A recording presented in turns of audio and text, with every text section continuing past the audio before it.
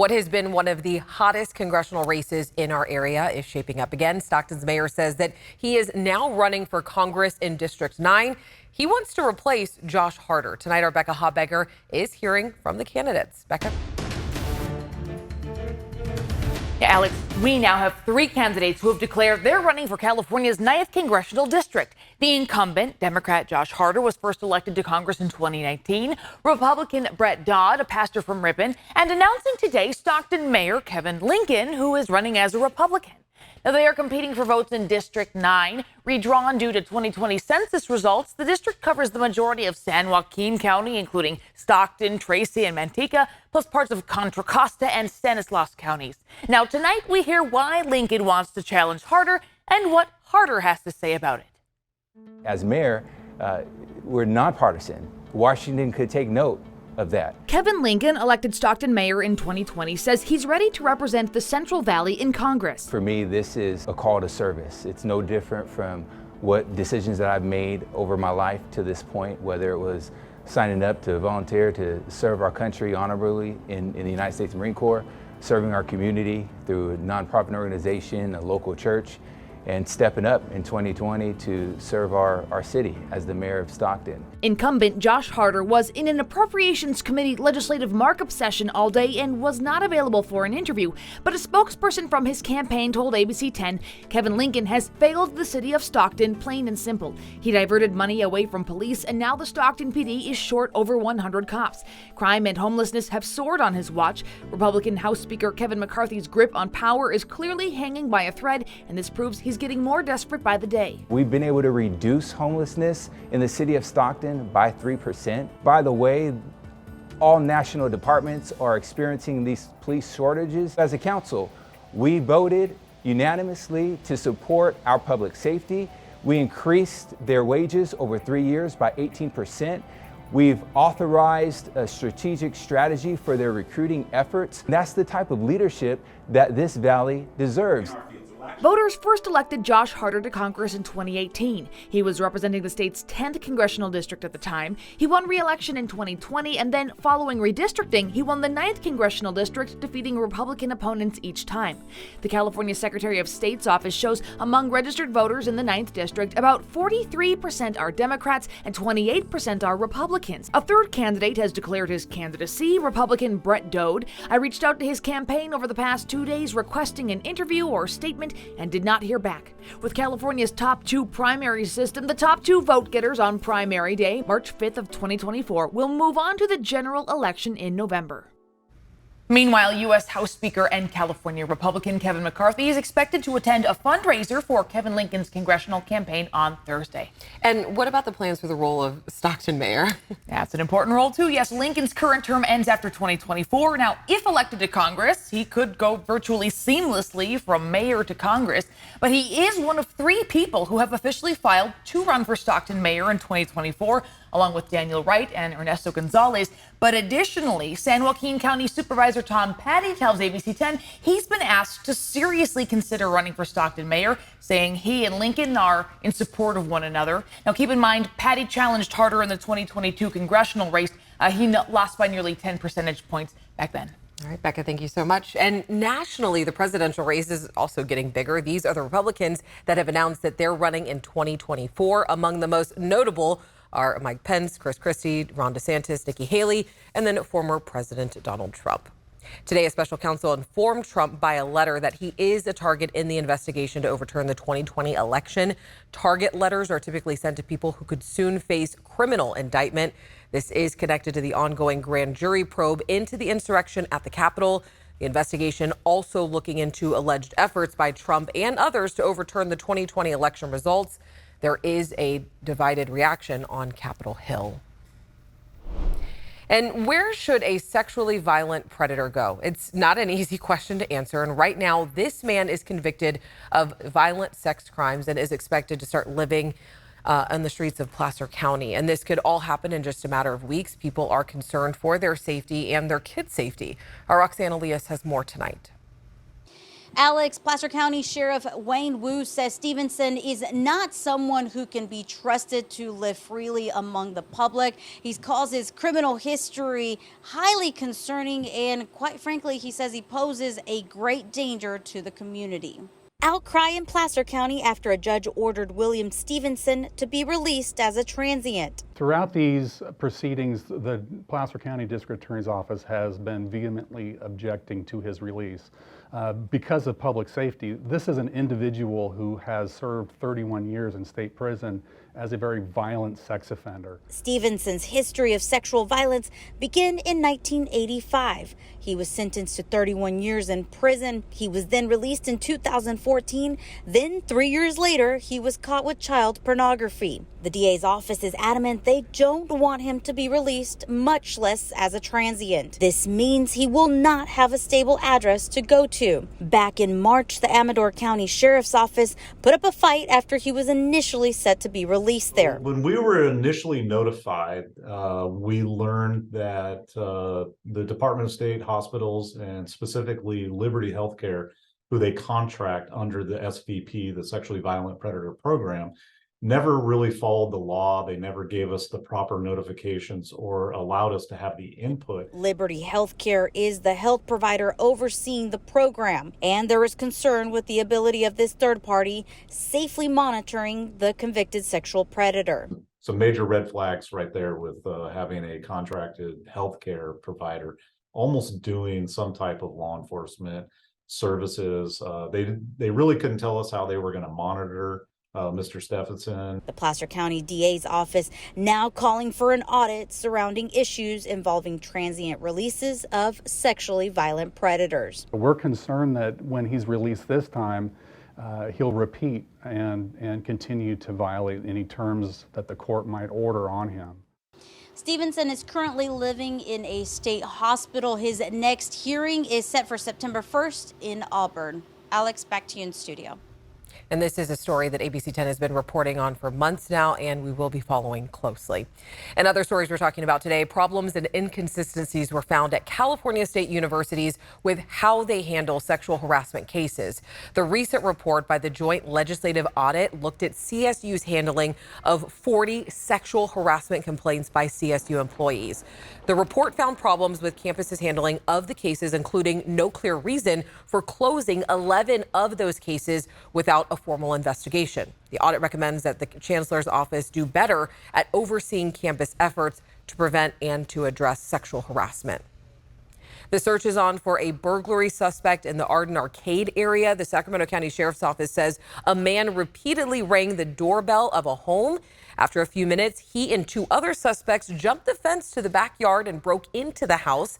They stole family heirlooms, among other things, and then they drove away in a gray or silver SUV. The same suspects were possibly involved in another case in Placer County that same day. If you have any information, call Sacramento Crime Stoppers. The Sacramento County District Attorney's Office is asking for public input on homeless encampments in the city. They put out a questionnaire to ask residents how these encampments have impacted their quality of life. District Attorney Tian Ho says that he's opened an investigation to see if the city has violated the law, and the survey is part of this process. This comes after letters were sent to the city describing 86 incidents of public safety problems around the courthouse and DA's office just last year. People who live and work in the area, they agree. I have to lock my doors quite often because someone's come in. That makes us feel very uncomfortable. Things have gotten worse, and enough is enough. Whatever we've been doing is not working. And so it's a call to action, and it's an opportunity for the community to send in their responses and have their voices heard. In a statement, a spokesperson for the city said that we are bringing to bear all available resources to help resolve the hardships faced by unsheltered individuals while working to protect the health and safety of our communities. City Council is expected to review its response protocols in the coming weeks. Still ahead, a deadly heat record broken, 110 plus degree for 19 days and counting. Some describe it like living in an oven. We are seeing some slightly cooler weather. However, some scattered smoke throughout the region. We're going to talk about how long that persists and when our 100s make a return. and measuring California's water supply, why something from the 1800s helps decide if water should be kept in or let out of storage. Phoenix just broke the longest streak of days above 110 degrees. They are now on day number 19, and people who live there say that it feels like opening an oven when you walk outside. Hotter days are still ahead, and CNN reports that there have been 12 heat-related deaths in the area. Now, Monica, thankfully here in Sacramento, we've gotten a little bit of break for the last 2 days, thankfully. Yeah, and that break is going to last about another 24 hours before we start to see those 100s returning. You can see we were still quite warm for places like Stockton and Modesto. I know we didn't have a lot of access to that Delta breeze coming in, but at least it brought us down from the widespread 100s and deep into the 100s for the past couple of days. So those southwest winds still going at about 10 to 25 miles per hour. That's pulling in that cooler Pacific air. Right now, we're at 87 degrees for Sacramento. We're still holding in the mid-90s for Stockton and Modesto, 93 for Roseville. You can certainly see where we have access to that breeze. We're much cooler. Fairfield, we're only at 81. San Francisco is at 63. So tonight, beautiful conditions. We'll see variable clouds. We're still tracking a few showers well up to the east of us in the Sierra. Our sunset is at 8:28. That sunrise tomorrow at 5:56. Here's a look at the smoke. If you looked off to our west, a little bit of haziness for this evening, and that's because of that flat fire burning to the north of us in Oregon. As that onshore flow continues, we'll pull in a bit of that haziness for tonight. It disperses nicely for tomorrow morning, but we still have the risk of seeing some haziness out there due to the weather pattern that will persist over the next 24 hours. Then that high pressure ridge builds back. 100s are back, so you got to take the good with the bad, I guess. We get a little bit of haziness from the smoke, but we get the cooler temperatures, or the 100s. Highs in the 80s tomorrow for the Sierra, 90s and 100s down the hill, 60s along the coast. Once again, we're mostly in the 90s for tomorrow afternoon. It's not until we dig deeper into the forecast those widespread 100s return. We'll see that for the foothills by Friday into Saturday, 70s for the Bay Area, and then the 10-day forecast 100s Thursday through Sunday. After the break, we're hitting the back roads, measuring California's water supply with a historical artifact. Remember these sites? The Sierra was pounded with storm after storm. South Lake Tahoe homes were buried and people skied until 4th of July. Some roads are still being cleared out as snow continues to melt. And we've all seen how the Department of Water Resources measures snowpack. They just stick that pole into the ground. But how does the government measure all of that snow once it's melted? And what decides if our water is kept in or out of storage? Managing and delivering water requires precise data from what's called stream gauges. In a special Bartell's Back Roads this week, John went to one of the state's most important stream gauges on the Sacramento River. Not everyone who works for the U.S. Geological Survey studies rocks or dirt. And that's especially true for hydrologic technicians. These government workers are actually studying water from the air. It is over 1,000 feet to get to the other side, and right now he's starting at about 25 feet above. This is the Bend Stream Gauge Cableway over the Sacramento River, California's longest stream gauge cableway, and it's located in the town of Bend, just about 45 miles south of Lake Shasta in Tehama County, and its sole purpose is for the collection of water flow data. We unbiasedly collect the data. The main function of a stream gauge is to record how much and how fast water is moving. The USGS manages more than 11,800 stream gauges across the US, but if you ask hydrologic technician Brendan Ledbetter, he'll tell you this stream gauge cableway is a pretty big deal, at least in California. The largest and I would say most important, and that's maybe a little biased, but rightfully so. The Sacramento is California's largest river, providing 31% of the state's surface water, affecting people as far south as Los Angeles. Data collected from the Bend stream gauge is used to decide when and how the water is used. Dam releases are measured from gauges like ours. Lake Shasta has the largest dam on the Sacramento River, and during the drought years between 2020 and 2022, water reached historic lows, but thanks to the data from the stream gauges, it never went dry. Obviously, the Shasta Dam being drawn down, less full over time, but we still had water because that was the plan. We planned for it. Keeping water in the Sacramento River flowing at the correct level affects the entire state. Strong water flows from the Sacramento pushes back salt water from the San Francisco Bay. If water flows too weak, salt water could get into the Delta, then possibly into the California Aqueduct, which provides drinking water to the Central Valley and Los Angeles. Statewide, the Sacramento River is the most important river in the entire state, and this is one of the main gauges. During the winter and spring of 2023, however, water in the Sacramento rose above the bank and over the high water gauge. Does it normally go over this gauge? No. Once again, the stream gauge helped control water at the dam and even warned people about flooding. At its peak, the water flow was 115,000 cubic feet per second. That hasn't happened since 2006. The USGS recognized the importance of recording stream flow data a long time ago. This cableway, peak measurements have been measuring here since 1879, which is when the USGS was originally founded. In the 1800s, cableways and stream gauges were primitive. The USGS workers would have to ride in a wooden box on a cable and use rulers to get data. Today, though, water flow data is collected every 15 minutes from computer monitors planted in the river. The only time that hydrologic technicians like John Ferguson and Corey Trent use the cableway is when they have to calibrate those computer sensors. And that happens only once every 6 weeks. Do you ever get scared going up on this? This is an e-ticket ride, man. This is fun. Rivers change direction and depth all the time, and to see how much the river has changed and to get an accurate reading, John drops this complex water flow recorder, which looks like a robot boogie board, into the Sacramento. Then Corey checks the data from the recorder with all the gauges. So that's why we're coming out. We're calibrating the elevation, and then we're also measuring the discharge. Thanks to the snowfall and precipitation during the winter of 2023, water flows are looking pretty good. We have more than double the amount of water flowing now than we did the last couple of years during this time.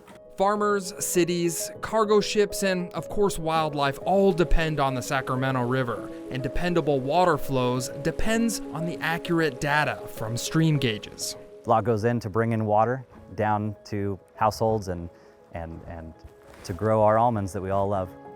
From the Bend Stream Gauge and Cableway on the Sacramento River, I'm John Bartell. Hope to see you on the back roads.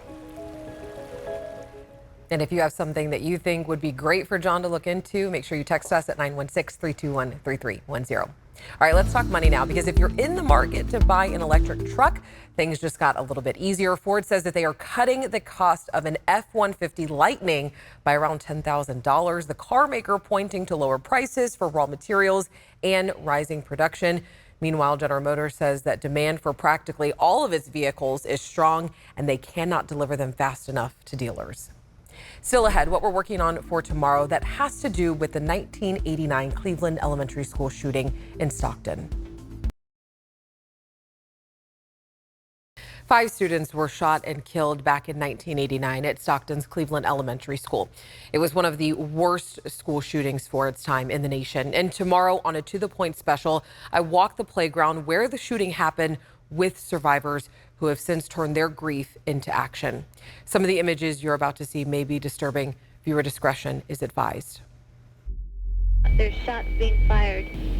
That's affirmative. We have confirmation that 15 children have been shot. Cleveland Elementary School, 1989, the playground of one of America's first school shootings. We got a call for a man with a gun. So we didn't have a protocol for active shooter response. In fact, the term had not even been coined yet, active shooter. We've got children scattered all over the school. I haven't even got a bearing on where all these children are. We had no supplies. There was nothing to stop the bleeding with except our hands. More than 30 years later, as I approached one of the portables on the corner, I heard a gunshot. Survivors are coming together to share their stories on this playground. It robbed me of that innocence of being invincible, because I had friends that were killed that day. So I do have PTSD and panic disorder. From the playground to the national battleground, guns have left our country divided, creating a new generation of school safety. And you can catch What Will Save Us, remembering the Stockton school shooting right here on To The Point tomorrow at 6:30. As always, we want to hear what's going on in your community, so make sure you reach out to me and the team. All you have to do is email us at tothepoint@abc10.com. Have a great night. I'll see you tomorrow.